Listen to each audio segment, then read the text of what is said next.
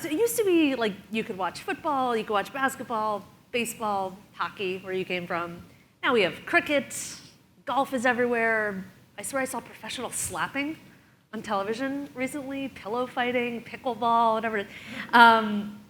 There's something that feels a little bubbly to me about this. You have all these new sports, all these places to watch them, and we'll talk about your media rights deal in a second.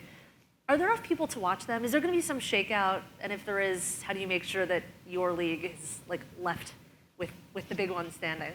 Yeah, well, first of all, it's a pleasure to be here with all of you. When I think about our league and the prospects for our growth, I'm incredibly bullish, particularly because our country, I think, values greatness, and it's one of the few team sports that when you close your eyes and think of greatness, you think of women in soccer.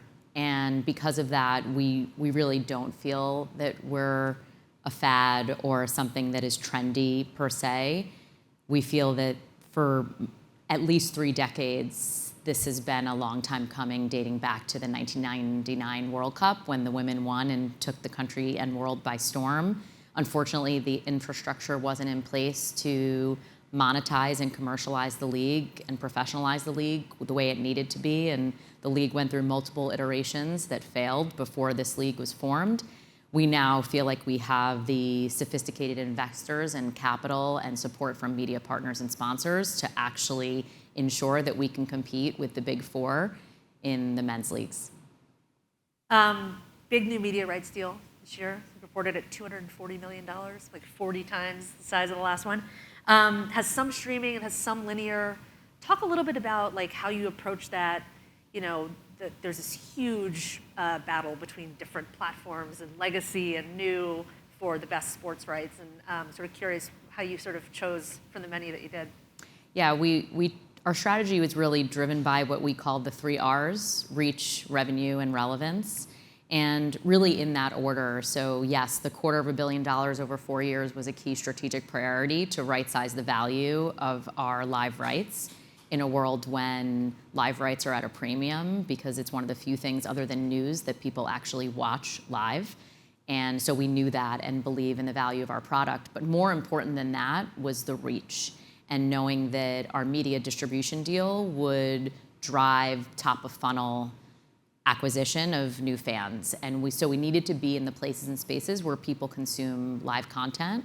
And we were very strategic in ensuring that our multi-partner deal reached different audiences. So each of our partners in CBS, ESPN, Amazon, and Scripps are specifically curated to procure a different demographic. And as important as the 40 times increase in the valuation is that we went from, in the 2023 season, 6 linear windows or 6 national distribution windows to what we now have, which is 120.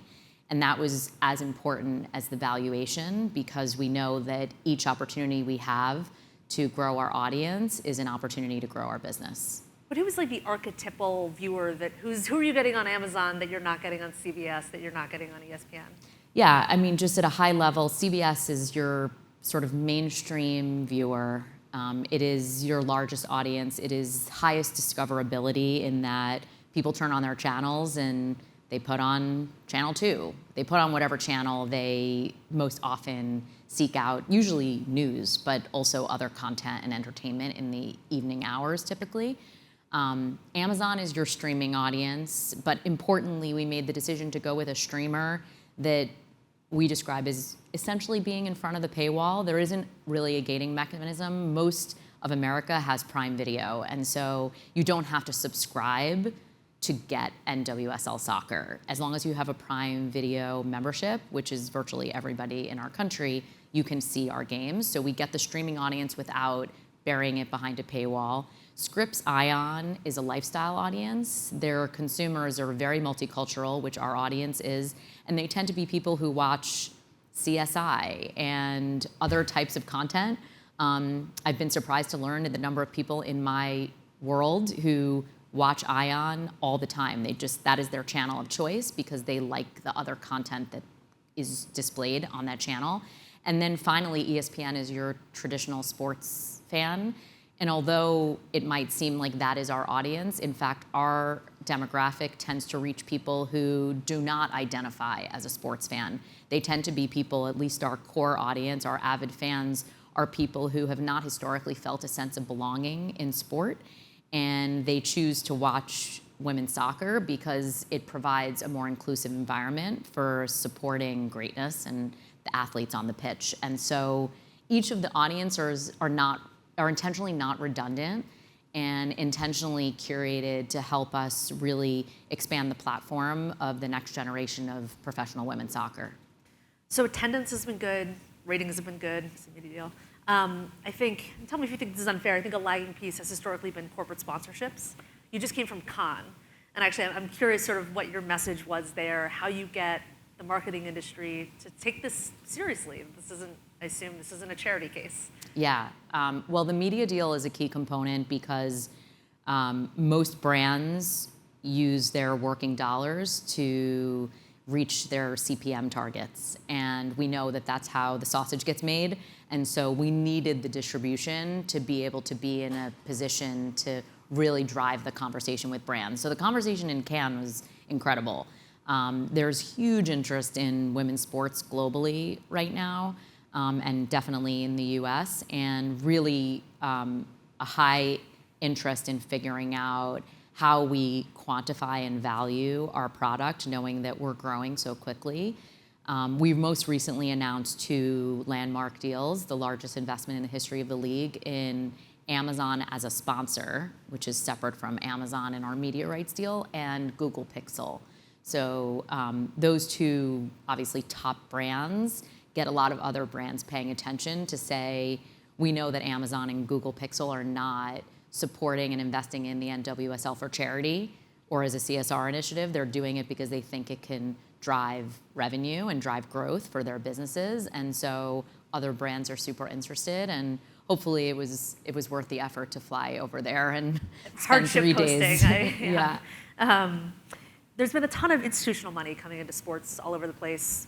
Also your league, Carlisle, I think just bought Seattle. Sixth Street owns San Francisco. We've seen it in all kinds of sports. Is that healthy? Should this be like an investor asset class, or are we just trying to play sports?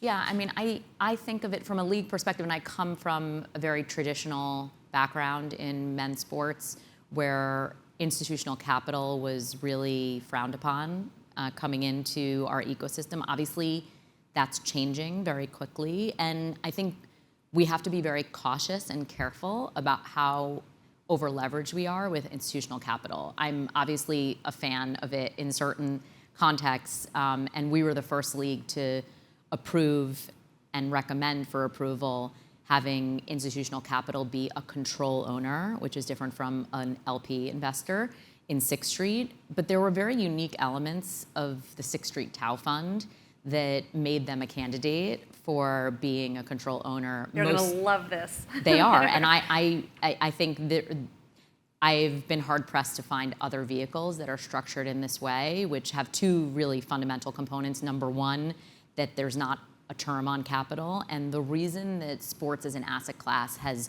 outperformed every other asset class is because it's held for a long time. And it does require a different kind of investor, which has typically been through family offices. It is the reason that most typically sports as an asset class has been held by families, because it is not something that you hold for 5 years and expect to make money. And for that reason, the Tau Fund being an evergreen fund was super important. Also, the connectivity between governance and capital is super important, knowing that there's a human we can go to make decisions that can bind the capital without having to go to an investment committee or a group of people who need to get approval from investors is really important, especially in our league that is so fast growing and we move very quickly. But I wonder too, you're not the only league who's going to have to deal with this, whether there is some tension, whether the sort of newer, deeper pockets that are coming in just sort of fundamentally approach things like investment and growth and pace of expansion or whatever it might be differently, that they can afford to be more aggressive. And well, I mean, I'm going to get at this too, but you have a salary cap, which when you think about competing globally in a market for talent with Europe, you're going to have to think about that. Some of your owners can afford to spend more than others. Yeah, I think that's true in all leagues. And What we've really intentionally focused on is the balance between what has historically driven professional sports success in this country, which is parity, competitive balance, the idea that anyone can win any game, the idea that the Milwaukee Bucks or other small market teams like the Edmonton Oilers are playing the Florida Panthers tonight. Like that can't happen in countries that don't have a salary cap and cost certainty, because it puts everyone in a position to be able to compete. And we think that's a really important fundamental element. And we're also ensuring that we compete with the global marketplace for talent. Soccer is different in that we do have a global talent pool, and our board's strategic vision is to be the best league in the world, and that means that we have to be able to attract the best players in the world, and we have to pay. So it is a balance, it is a both and sometimes there's friction between those two things. It's like one more, and I'm sorry, it's a different sport, and I apologize if you're sick of talking about Caitlyn Clark, but like, is there a bit of a halo effect on women's sports of all kinds now, or do you expect that college popularity to translate, or is this a moment that could kind of break either way for professional women's sports if it doesn't? I think the big takeaway for Caitlyn Clark, at least for me, is twofold. Number one, I think most importantly, we know that storytelling drives growth. And this has been a story that people have been captivated by. And I think that the human side of it and really like watching her journey has really driven the interest that is now the Caitlyn Clark effect that people are talking about. Secondly, I think for those of us who have been in the industry, both for me at least on the men's side and the women's side, we know that Caitlyn Clark didn't come out of nowhere. They have been building the story of Caitlyn Clark through ESPN and the NCAA for 3 full seasons. And if anyone's interested in understanding how the Caitlyn Clark effect happened, you should know that it didn't start in March Madness this year, and it didn't even start last year with the Angel Reese, Caitlyn Clark little interaction that happened at the end of the game. It happened the season prior that they began to build, and it was very intentionally invested in through brands and media and the NCAA and the WNBA, and this has been a 3-year cycle that has now, with a lot of externalities that have gone well, thankfully, come to fruition. So these things don't happen by accident, and they require strategic investment and thought and planning about how to maximize those moments. And yeah, all those things were true, plus the fact that she's performing as well as she is, and she's a consummate professional and is so sophisticated and mature, all those things help. That's all the time we have. Thank you so much for joining us. Thank you so much. Good to see you. Thank you.